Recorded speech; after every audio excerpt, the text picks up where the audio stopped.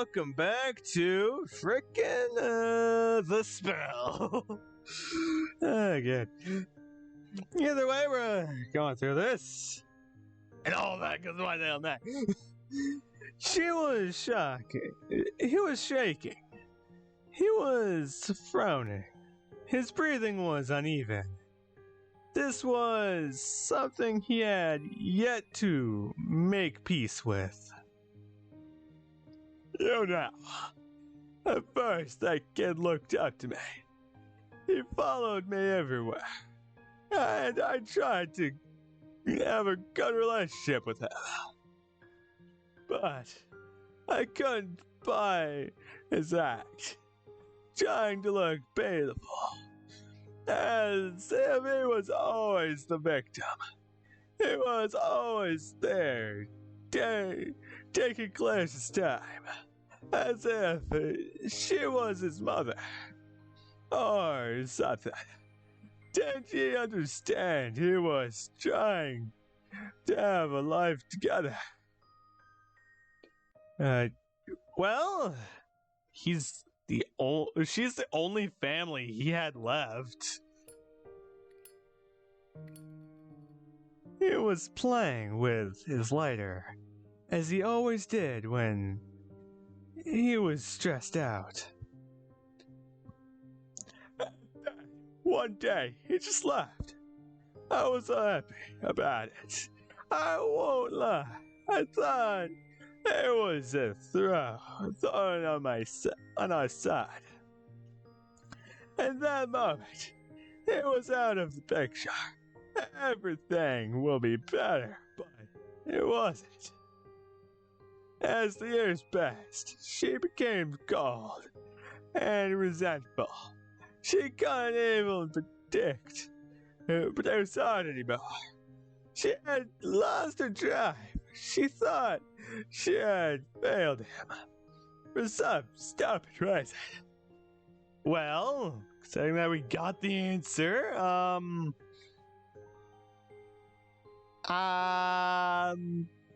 make peace with it, bro. Find him, say sorry and shit. Like, at this point, you need to kind of be a little bit of a bigger man. It's for your wife, man.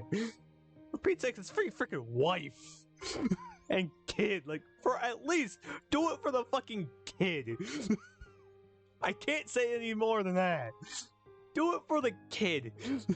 I know we actually know what happened, but come on. It's at least something. Sorry, god dang it. The woman I love was broken. All of this because of him. Going to make peace with him? At first I tried, but he hates my guts. I hate his too. In the end, I always wished I could just beat his ass into submission. But that man is... Roxanne didn't know what to say. She was clearly striking a nerve. She could only wait until his feelings settled somehow. You know what?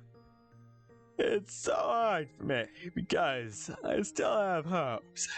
Because of that little thing. Like giving away a dress. She spent 3 months working on absolutely no other reason than seeing her daughter smile. It's at least something, man. It's at least something. To kind of be a little happy for. Like, come on. Her card's still there, but he took most of it away from her. Before, she was a beautiful woman. Her passion and beliefs were unmatched. She had this particular view of life. And she could see further anyway than anybody could, but he destroyed her beliefs. Well, there's a good chance he was part of that and all that, so yeah. The heck else do you expect? He started laughing dryly. Ironic. Really. He destroyed the woman that he loves the most in this world.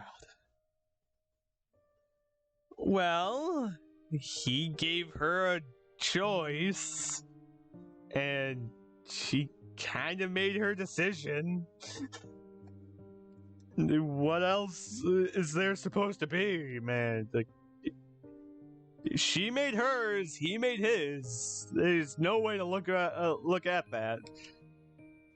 Like, the heck else are you supposed to really see that?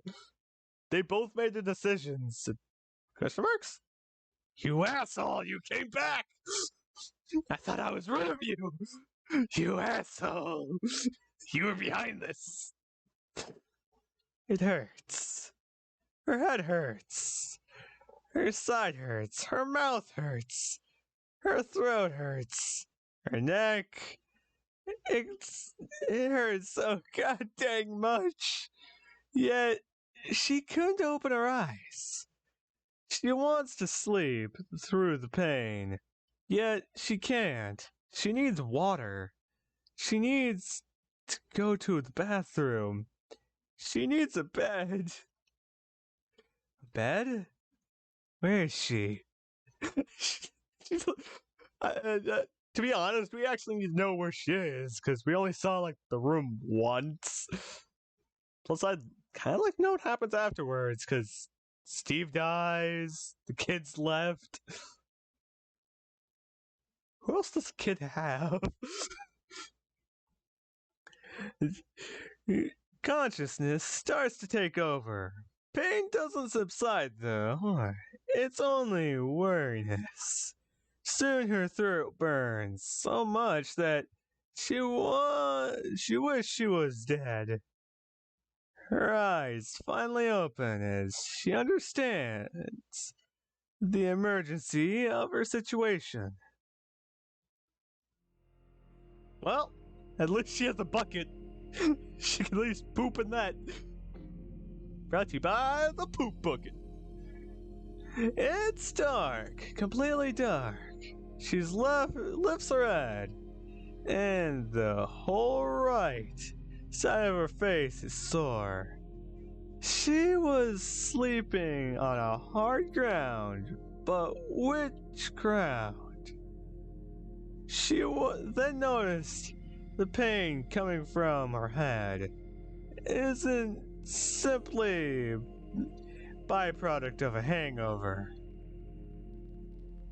Yeah, she got fucking laid out with a single punch. She reaches for her forehead. I'm guessing that hurts. It hurts. She badly wanted to puke, the hangover, and the bruise on her head.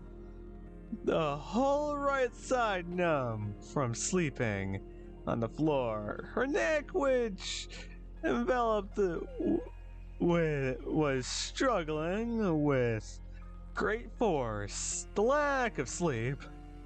To say she was feeling like crap would clearly be an understatement right now. Yeah, I know, I'm holding back the swearing, don't judge. Plus, it pretty much means the same thing. Pretty much. I know I'm sugarcoating it somewhat. It took her 5 minutes to great effort to accommodate to the pain. Only then did she start to assess the situation. There was little to no light spreading inside the room.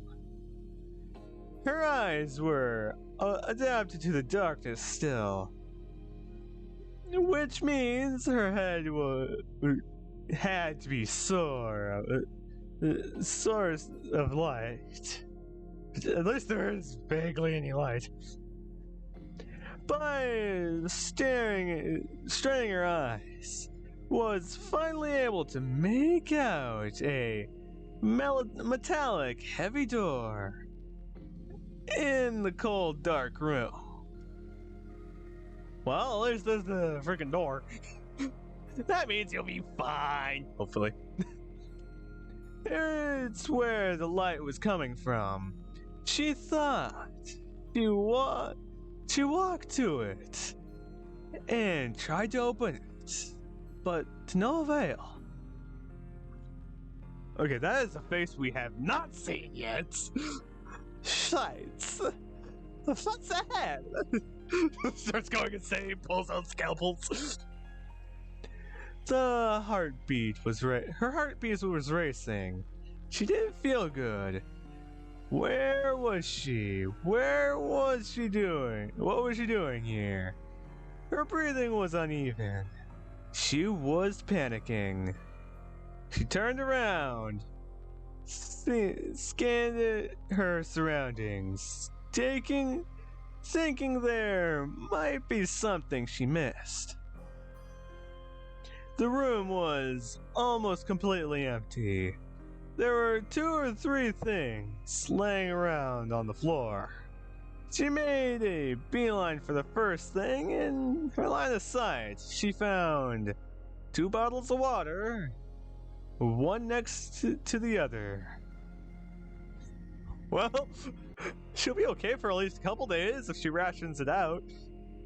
She opened one on the spot and started gulping it. She only stopped herself after drinking half of it. She wanted to drink more, but an alarm was echoing inside her head. If she was trapped in here, those 2 bottles were her only source of water within arm's reach. She took both bottles in her hands and walked to the other object on the floor. That one, though, was everything but helpful. Hey, it's a poop bucket. Don't you dare question the mighty poop bucket. An empty bucket. Her mind was racing. This is unbelievable. Idea creeping in the back of her mind was no longer far-fetched anymore. She had been kidnapped. That was the only logical attempt that she could make. Well, hopefully it's not that bad, knowing that we know what happens. But by who and why? What was she doing before ending up in here anyways? Not dying, that's the first thing. She was with Los and Emily and Steve. They had eaten together. Then she drank with Steve. Then... Oh yeah, she got knocked out. I wonder why. She remembered to a flash. The night he turned towards her and hit her. It all happened so fast. She had a hard time thinking it true, but it was. You mean through? I think you missed an H there, bruh. So he was the one behind it. Had Steve kidnapped her? But why? This man is dangerous. Isn't it what she gathered from her conversation with Patrick? Wasn't she already kind of suspecting him? Though she had no evidence to back it up. Well, he could say the exact same thing about you. it meant that Patrick was right after all. And it meant that Steve is the one behind Patrick's death. Well, hopefully we get the full picture of what's going on here once you meet Steve again. But from here, I think it's like the best time to kind of end the episode. So I hope all you guys have a great, wonderful time and freaking fantastic day too. So I hope to see you guys next time. So as much fun as you guys can get.